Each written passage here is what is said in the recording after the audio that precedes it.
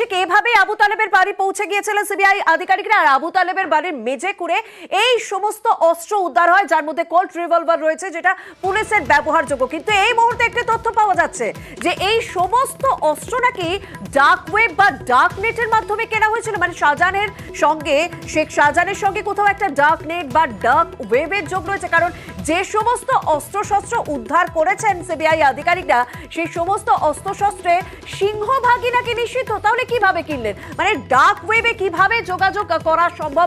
শেখ শাহজাহানের সঙ্গে ডার্ক ওয়েবের কি যোগাযোগ ছিল? সিবিআই আধিকারিকরা এই মুহূর্তে কি জানাচ্ছেন? আমাদের প্রতিনিধি অর্পিতার সঙ্গে রয়েছেন। অর্পিতা, এই বিষয়টা একটুখানি পরিষ্কার করো। ডার্ক ওয়েবটা কি এবং ডার্ক ওয়েবে একজন মানুষ কিভাবে কেনাকাটা করতে পারে, কখন ডার্ক ওয়েবের ব্যবহার করা হয়? দেখো, বেশিরভাগ ক্ষেত্রেই কিন্তু আমরা যেটা দেখেছি যে গতকাল যেভাবে সিবিআই এখানে অভিযান চালায়, সেই অভিযানে যে সমস্ত অস্ত্রগুলি বাজেয়াপ্ত করা হচ্ছে সেগুলি হচ্ছে নিষিদ্ধ, অর্থাৎ কন্ট্রাব্যান্ডেড, এবং এগুলো কিন্তু খোলা বাজারে বিক্রি হয় না। সেক্ষেত্রে ডার্ক ওয়েব সাইট, অর্থাৎ এই ডার্ক ওয়েবের মাধ্যমে কিন্তু বিভিন্নভাবে সেগুলো, এই যে বিভিন্ন যে নিষিদ্ধ যে সমস্ত এই অস্ত্র, সেগুলো কিন্তু কেনা যায়।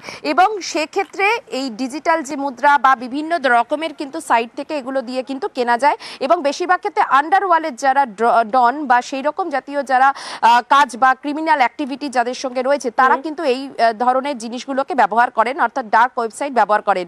সিবিআই এর দাবি, যে সমস্ত এই নিষিদ্ধ যে সমস্ত অস্ত্রগুলি উদ্ধার হয়েছে সেগুলি মূলত ডার্ক ওয়েবসাইটের মাধ্যমেই কেনা হয়েছিল। শাহজাহান জাল সমস্ত যে আইডি বা জাল সমস্ত যে সমস্ত পরিচয়পত্র, সেগুলি দিয়ে অন্যের নামে সেগুলো কিনেছিল। সেক্ষেত্রে শাহজাহানের নামে যে সমস্ত এখনো যে অস্ত্রগুলো বাজেয়াপ্ত করা হয়েছে সেগুলো শাহজাহানের নামে নেই ঠিকই, কিন্তু অন্যান্যদের জাল ডকুমেন্ট দিয়ে সে কিনেছিল।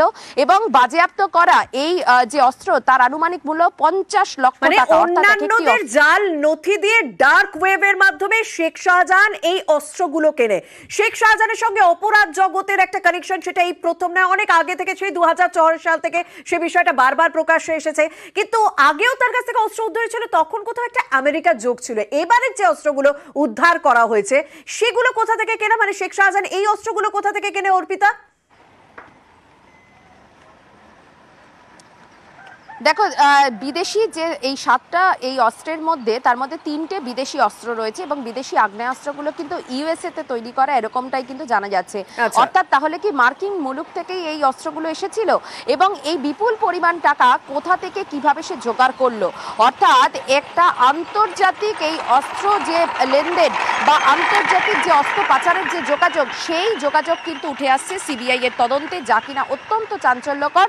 কারণ শেখ শাহজাহান ঘনিষ্ঠ এই যে আবু তালেব, তার বাড়ি থেকে এখনো অবধি যে অস্ত্র উদ্ধার হয়েছে তার আনুমানিক মূল্য 50 লক্ষ টাকা। কিছু তথ্য পাওয়া যাচ্ছে কোল্ট রিভলভার, যে রিভলভারটা শুধুমাত্র পুলিশের ব্যবহারযোগ্য। গতকাল থেকে আমরা সেদিকে নজর রেখেছি এবং সিবিআই আধিকারিকরা তারা লিখিত পর্যন্ত বলেছেন যে পুলিশের ব্যবহার করা বন্দুক তার বাড়ি থেকে উদ্ধার হয়েছে। সেইটা নিয়ে কোনো রকম তথ্য, মানে ওটা লুটের বন্দুক না সেটাও সে কোথাও কোনোভাবে জোগাড় করেছে?